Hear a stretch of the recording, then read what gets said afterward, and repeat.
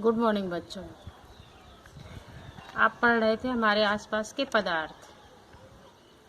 पदार्थ भी आपने पढ़ा, पदार्थ किसे कहते हैं, पदार्थ की कितनी अवस्थाएं होती हैं और पदार्थ पर ताप में परिवर्तन कर देने से क्या प्रभाव पड़ता है। उसमें पहला पॉइंट आपने क्वथनांक पढ़ा, गलनांक पढ़ा और तीसरा पॉइंट आपका है ऊर्ध्वपातन। ऊर्ध्वपातन किसे कहते हैं? ऊर्ध्वपातन की परिभाषा है पदार्थ द्रव अवस्था में परिवर्तन हुए बिना ठोस अवस्था से सीधे गैस में बदलने की प्रक्रिया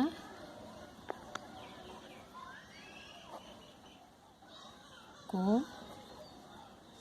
ऊर्ध्वपातन कहते हैं। उदाहरण के तौर पे जैसे ले लीजिए अमोनियम क्लोराइड,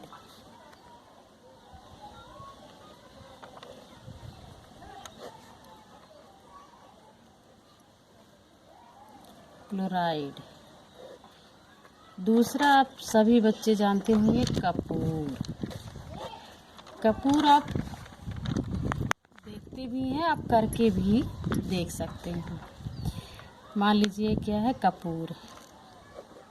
जब हम कपूर को जलाते हैं, जलाने पे ये सीधे गैस फॉर्म में बन जाती है, लिक्विड में द्रव अवस्था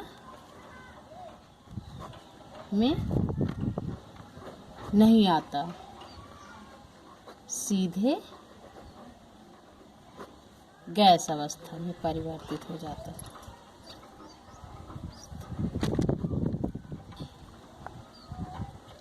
इसका सीधे गैस अवस्था में परिवर्तन हो जाता है। ये आपका ऊर्ध्वपातन का उदाहरण है। इसी तरह से आपका अमोनियम क्लोराइड का भी है। दूसरा आप जानते होंगे नेफ्थलीन की गोली। जब हम किसी कपड़े में इसको रख देते हैं, नेफ्थलीन की गोली को, ये धीरे धीरे क्या करती है, पिघल कर गैस अवस्था में आ जाती है और ये कीड़े उड़े लगने से या फिर कोई ऐसी दिक्कत ना हो जिससे कपड़े सुरक्षित रहें। अब आता है ठोस अवस्था। ठोस अवस्था जब सीधे किस में बदल जाता है, द्रव अवस्था में, तब इस प्रक्रिया को हम क्या बोलते हैं, संगलन। आपसे पूछा जा सकता है कि संगलन किसे कहते हैं, तो संगलन की परिभाषा क्या हो जाएगी, जब कोई ठोस अपनी अवस्था परिवर्तित करता है, सीधे द्रव अवस्था में आता है, उस प्रक्रिया को हम क्या बोलेंगे, संगलन। दूसरा आता है द्रव। जब कोई द्रव सीधे किस में आ जाता है, गैस अवस्था में, तो इस प्रक्रिया को हम क्या बोलेंगे, वाष्पीकरण। क्या बोलेंगे, वाष्पीकरण। वाष्पीकरण का मतलब जैसे कि कोई द्रव है, द्रव में मान लीजिए आप पानी ले लीजिए, पानी एक द्रव है। जब आप इसको गैस पे रख देती हैं, धीरे धीरे किस में बदल जाता है, गैस में। सीधे पानी का क्या हो जाता है, वाष्पीकरण। इसकी परिभाषा हो जाएगी, जब कोई द्रव अपनी अवस्था परिवर्तित करता है किसमें, गैस में, उस प्रक्रिया को क्या बोलेंगे, वाष्पीकरण। इसी तरह से दूसरा है ठोस। जब किस में बदल रहा है, गैस में, ये क्या कहलाएगा, ऊर्ध्वपातन। ऊर्ध्वपातन अभी बताए, कोई ठोस बिना द्रव अवस्था में बदले सीधे किस में बदलता है, गैस अवस्था में। ये इसकी परिभाषा हो जाएगी। इसी तरह से बोला जाता है जमना। जमने में क्या हो जाएगा, जब कोई द्रव किस अवस्था में परिवर्तित हो जाए, ठोस अवस्था में। जैसे पानी, पानी को जब हम किसी फ्रिज में रख देते हैं, कुछ देर के बाद जब हम देखते हैं तो वो द्रव अवस्था से किस में आ जाता है, ठोस अवस्था में। इस अवस्था को हम क्या बोलते हैं, जमना। तो ये इसकी 3 अवस्थाएं 4। अगला आता है वाष्पीकरण। वाष्पीकरण,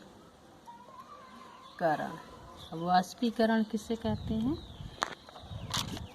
ये एक सतह पर होने वाली प्रक्रिया है। कहाँ होती है ये? सतह पर।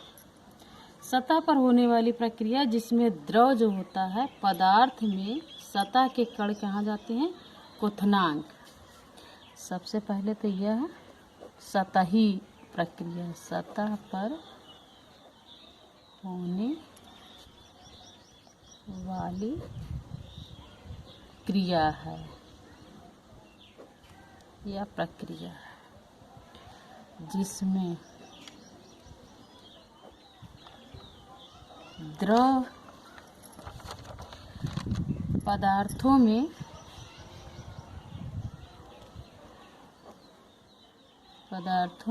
सतह के कण क्वथनांक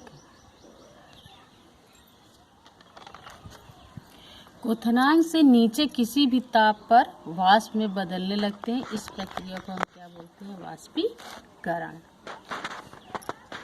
क्वथनांक से नीचे किसी भी ताप पर, इसका कोई ताप निश्चित नहीं, किसी भी तापमान पर वाष्प में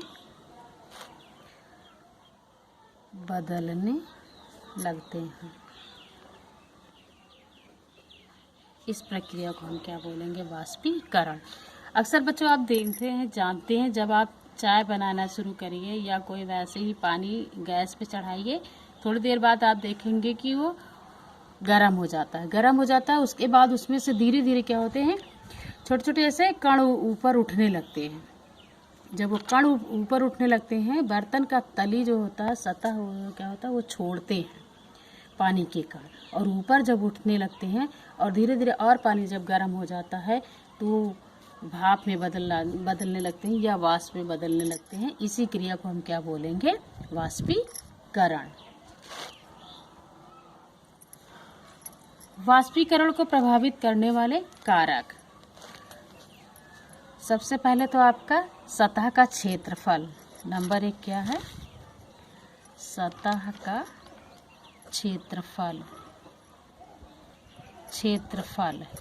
सतह का क्षेत्रफल, जैसे आप रोज अक्सर आप जब कपड़ा फैलाते हैं, कपड़े को आप क्या करें, थोड़ा सा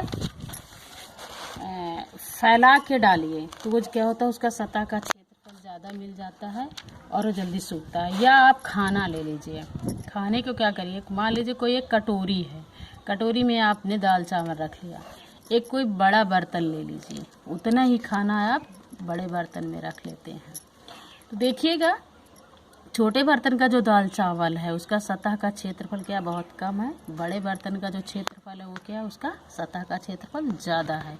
तो ज़्यादा वाले जिसका क्षेत्रफल ज़्यादा वो खाना बहुत जल्दी ठंडा होगा, और जिसका सतह का क्षेत्रफल छोटा है उसका खाना क्या होगा, बहुत देर में ठंडा होगा। इसी तरह से चाय